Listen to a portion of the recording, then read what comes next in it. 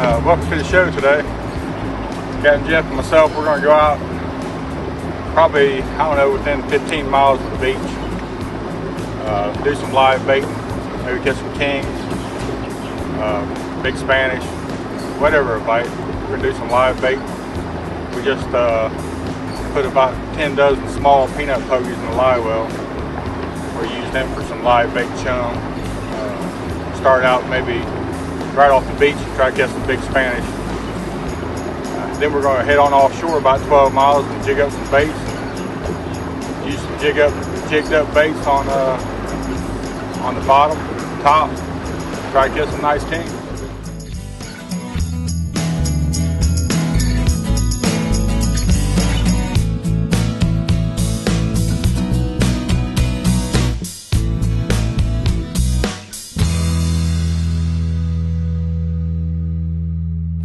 We're actually set up for king fishing already this morning, but before we headed offshore, rather than run too far and find out we bypass fish, we're checking inshore and along the beach here on some live bottom to see if these big Spanish are here. Got one on, got a big one on. That's right there. That's probably a king.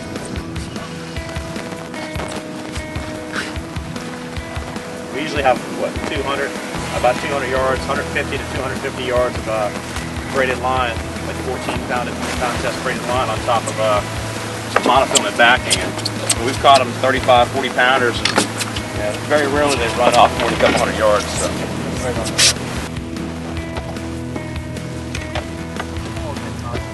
That's two number 2 gold hooks right there. The light one. But that is key. The Spanish mackerel, that gold hook. If you're going to catch big Spanish on kings, I don't think it matters. No, it doesn't really matter. Those Spanish gold hooks are the way to get it. Sometimes the Spanish are real finicky, and we might have to drop down to just one hook or close the spread on the hook to distance between the hooks. But they're on fire here. We didn't even put 3 lines out, had 3 strikes in 5 minutes. We're probably not going to go with more than 2 rods the bite stage like this. We just had a couple of fish down below the boat right here, cut across the bait pipe just to saw some silver flashes down there. I didn't get a visual, you couldn't tell if it was Spanish or Spanish.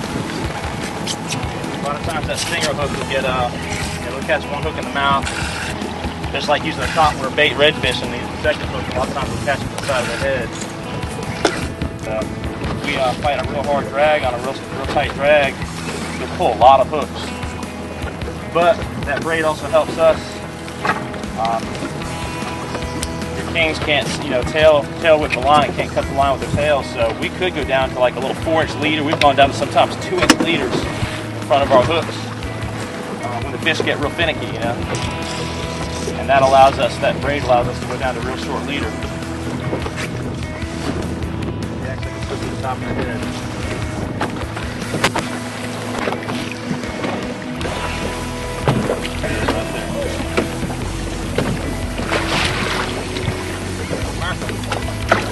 Better one, right?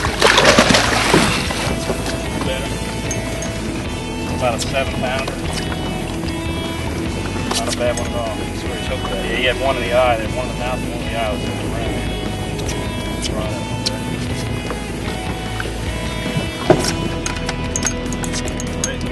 You gotta be real careful, folks, and I know a lot of you kingfish and stuff all the time, some of you may not. You gotta be real careful with the hooks. Again, we got these treble hooks on here, so try to get that fish secured, get a hook out. I like to make sure my line's tight, out of the way. I know where it's at before I start messing with my other hook.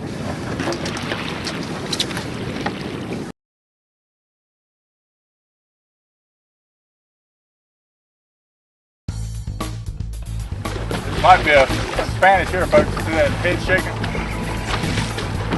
Really shaking his head. Spanish right here, folks. Right here. Get the business. Decent 3 to 4 pound Spanish right there. That's a solid, 4-pound Spanish right there. You can see here, this one has the brown spots. This one also has brown spots. There's definitely a big difference, but you don't have the 2 right beside each other. It's kind of hard to tell by spots. And you have the lyre line. The lyre line on a Spanish is, it won't dip real hard. It kind of just goes down.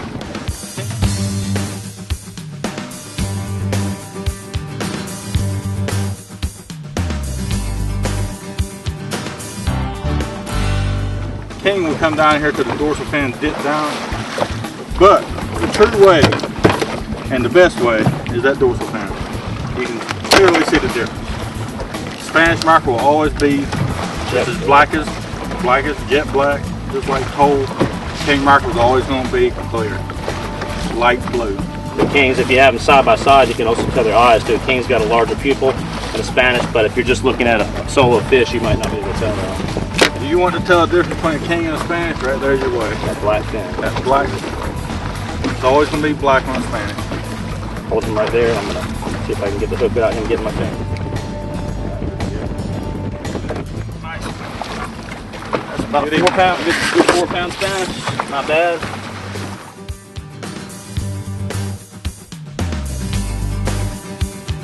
We're going to show you our rigs we're using real quick. They're typical what we call king rigs. We modify a few things, the length of the leader and then the color of the hooks. We like to, like Mike said earlier, we like to use a gold hook. Anywhere from number 4 to number 6, down to number 2s as well. Right now we're using the bigger ones, number 2s, because there's a lot of kings in here. So, but this one right here is just single strand wire, and I'm using like a 40-pound wire today. We've had this time of year some big kings show up in here. Even though we're a mile off the beach, you might hook into a 40-50-pound king, and if it's a real light leader, he'll bite right through it. And all we're doing, again, since we've got a braided line, they can't tail cut this line, and they don't bite through it too well either. So I'm shortening my leader up. I've got about maybe 8 inches of leader material, and we're just doing a haywire twist to connect everything. And I've just put my swivel on there. I've got about 8 inches or so of leader material, and here's my stinger hook. And we've got small pogies right now. We're going to jig some better baits up here shortly. We're using real small pogies, so we're not really putting that stinger hook into the that second hook into the bait. But well, we're going to go ahead and leave it long as if we had a larger bait on there. It's just going to swing behind the pogie. I'm going to again just put another haywire twist, about 3 wraps with the wire twisted around over each other, and then turn it at a 90-degree angle. Take your tag in and wrap around the main line. And here we go right there. So it looks like I got to trim off the little leads there, but that's what we're using. That's what I'm using. Mike likes 7-strand a little better. It's a little more flexible, the 7-strand, and that's really good as well. The larger kings and stuff sometimes will bite through the 7-strand, but most of what we're catching here are like 10-pounders, so it shouldn't be a problem today with it. I think he stepped up to what, 40-pound you said, 7-strand? This is 40-pound 7-strand. The reason why I use it on the charters is because it's just, you can tie it so quick. If we were fishing a tournament, there's no doubt. I mean, I use nothing but solid wire. That's the smaller of the Spanish that we catch. They're from about 2 pounds on for 8 pounds. As you can see, you know, just because we get a fish hit don't mean we're going to grab our other lines and reel them in. We keep them right out there. You know, you can do a turn whichever way he's running. Most of the time you can clear all the lines, you never have a tangle. I mean, this fish started out running to the port there and we just turned her to the left. We get several doubles and triple hookups. That's true, even if it was a tournament. You might clear a couple, like your downrigger, one of your downriggers. You're going to want to leave one down and still leave one out. Because like as I was fighting that fish, one of the hooks shook off his mouth or something. It felt like he hooked himself in the head again on the side of his head. He's digging real deep now. When he was first hooked up, he was staying on top of the water. We were leading him around by his nose. That's an undersized king right there. You want to be careful not to gaff him. You can probably zoom in right there. Look at him. He's got that big eye. He does not have that front dorsal fin is not dark black. The one very forward dorsal fin. That's a small king right there. So we want to gaff him. You can make identification before you stick him with a gaff. You save a fish. I mean, you also have to be careful now too. I can bring him in the boat if I need to release him. If we had one treble hook, I'd probably just reach down and grab that one treble hook, but he's probably going to get me, so I'm going to just lift him in, but I'm not sticking with the gaff. If you have to, put a dip net on him. There's the fork length is the inside of the fork, so not the tip of the tail. So he's like 22 inches, so he's definitely undersized. I want to get him back in the water real quick, try not to hurt him. Spanish is 12 inches. There he goes, swimming off. He's good to go for another day.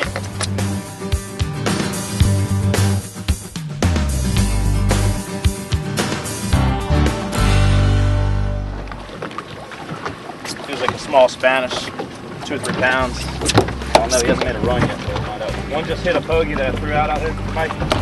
See him? Yeah. I just threw back maybe 4 or 5 menhaden off the rigs just to see if they were there. Sometimes these Spanish will get real finicky and they don't want to, they'll come up and they'll stare at that leader, stare at those hooks. We've gone lighter and lighter on the leader material, shorter and shorter on the leaders until they strike. Sometimes all you need to do is just throw out a dozen baits, free swimming, and get them striking, busting on the surface, frenzying, and then they'll strike your baits. A lot of folks, a lot of times wonder how we're getting in a good bite out here, and that's what we're doing. You've got to take the time to put those extra baits in the live well, and you can do that.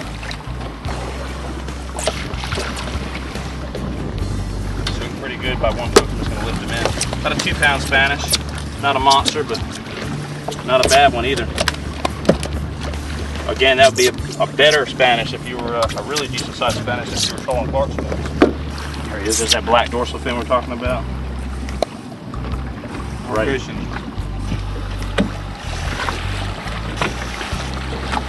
A little black tip. Yeah, a little black tip. He struck at it and missed him, and we actually lassoed him. Back in the boat here. He just popped. He might still have the hook in his tail. They're swinging around, so I'm going to look before I go touching him with my hands.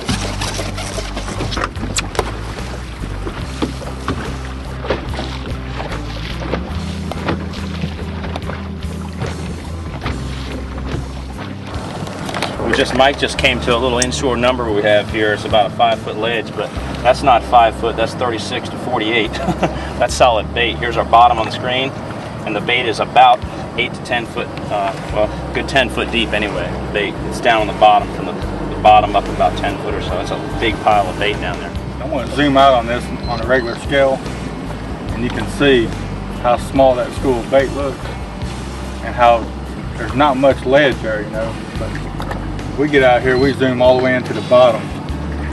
That way, when we're fishing these live bottoms and small rocks and small ledges, you can really, it doesn't take much of a 2 foot drop, and you can see it. We're not always so concerned with whether or not there's a ton of bait on that particular spot. If we're going to fish an area, we're going to try, a good portion of the area before we move on, and we really want to focus on those ledges. Even if they're 2 or 3 foot tall ledges, there might be bait down there you don't see, and those ledges are holding. A lot of times our Spanish and kings or mahi suspended over them a little further out and stuff like that. So. Just had a knockdown here, folks. It's on here. By the way, acting it feels like a small Spanish, probably less than 2 pounder. That's about the smallest we've had today. There, it's about 1.5 pounds. You get the long bait. We're right now we're not even putting one down right now out here. We're just running 3 top lines. We have one real short. We call it the prop wash bait. Our second one, it's out probably about 30 feet, 40 feet, and then we run one real long, and that's the shotgun. I'll show you our version of a downrigger. This is a poor man's downrigger. No, it's actually good. Most of us, or most folks, don't get a chance to come out here a half a dozen times a year, and to spend $500 on a downrigger, and to have the space for it too. Sometimes doesn't make sense. So Mike kind of put this together years ago. It works really well. Taking anywhere from a 4 to 6 ounce bell weight with little brass swivels on them, and we're just putting a rubber band in there, feeding it through, just locking the rubber band on there. And we're going to hang this on the line. What do you do about it? How far forward do you use? 20 feet, 15, 20 feet? After you loop that rubber band on that swivel, just loop it around your line there, cinch it down tight, and it'll stay there. We get on offshore today, we're going to use the 6 ounce. That's going to be our close line to the boat, because it's going to go down deeper. Then we'll put a 4 ounce. So we'll have 2 down. And that 4 ounce, it's going to run up, I'd say probably around 20 foot, off the top. And that 6 ounce, it'll run right on down. If you're slow trolling slope, it'll run down 40 feet, close to the bottom. Yeah, typically a downrigger's got anywhere from a 5 or 6 pound ball to 8 or 10 pound ball on it. It's got a clip on it, and the line pops out of the clip when the fish strikes. You also, when that happens, you get a split second where you got a lot of slack in the line, when the line tightens out, depending on the size of your line, your rig, your leader you got on, he could snap it too. But with those, there's always constant pressure on there. With those that weight Mike's talking about, where we drop it in on the line, there's always constant pressure. If it's a small fish, he'll drag the weight back and forth. If it's a smoker king or something like that, that line sometimes, that leader, that braid might slide through that rubber band. It might even cut off and release that weight. If it does, great. You don't want to lose a big king anyway. So, but a small fish, it'll slide through that rubber band real slowly back and forth. And when the weight comes to the rod tip, we'll just reach up and snap it off and put a new rubber band on next time. Another Spanish, about a 2-pounder there. We might even run, a 2-ounce weight back, a 6, 4, and 2-ounce weight. And might have just one top line out, when that sun gets up high. Yeah, that was a short strike there. If you look at it, he actually struck the stinger hook in the back. That stinger hook wasn't even in our bait. Those are small pogies, 4-inch pogies on a 6-inch space between hooks. So he struck at the bait and missed it, caught that back hook. So.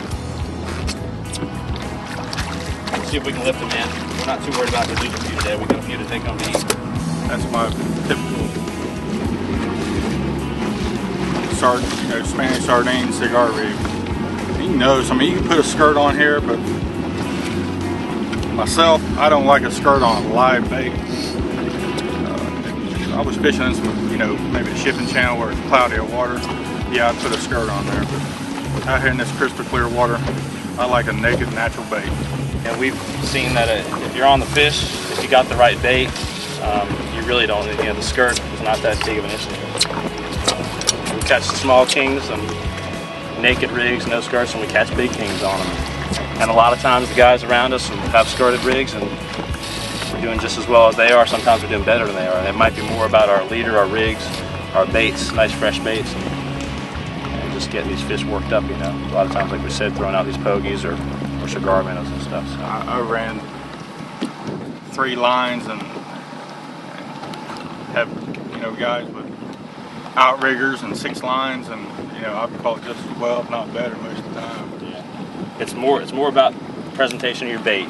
We make sure our rigs are always straight. We've got the right distance between our hooks and whatnot, so that our bait's swimming, really good in the water. And Mike likes, like he mentioned earlier, keep trying to keep the line short right here because these are Spanish and small kings that we're working right now.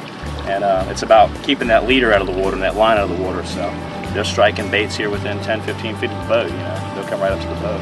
We run them real long and we get that line and that leader back down to the water, and the fish are real finicky and they'll turn them down quite often. Some of our rods today are, they're spooled with anywhere from 14-pound braid to 40-pound braid. And this is a 20-pound Berkeley Fireline Crystal. We're running these rods. They're going to be our long rods, and why we do that is because it's real light. This line is going to keep out of the water. That enables our other lines, our shorter lines, and baits can swim underneath that line. And we're using our heavier lines on our downrigger or drop to the bottom rods. We're using our heavier stuff. Ooh. You just realized he was hooked, Mike. Look at a king on her. That's not a Spanish there, guys. That's a nice king. It's one of the nicer kings probably we had this morning. He's probably up there 8 or 10 pounds or so anyway. He's also heading offshore.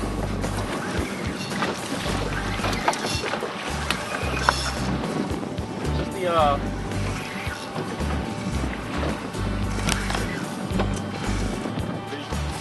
getting a visual. It's a king. A 26-incher, about 5 pounds or so. He must have, I wonder if he swallowed the hooks. Sometimes if they swallow the hooks, get them well down their throat to the gill plates, they really go wild. And that fish went crazy. One hook just popped. I felt one hook pull out. On his head or what.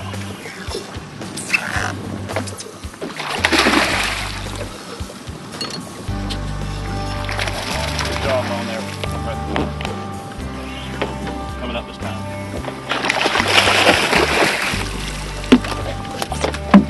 Got him.